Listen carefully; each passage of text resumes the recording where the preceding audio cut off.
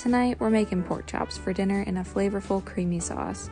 Season your meat, and then on medium heat, you're gonna cook these for 4 to 5 minutes on each side, and then set them aside, and we're gonna start on our sauce. Again, on medium heat and some butter, we're sauteing garlic and onion. Add a little bit of flour as a thickener, and then some beef broth and some milk or cream of your choice. We're gonna season this and then add some Dijon mustard to taste. Throw in some Parmesan and mozzarella cheese, melt that all together. Then we're gonna put our meat back in this pan and let it simmer for a few minutes so that all the flavors get combined. And then serve it on a bed of rice.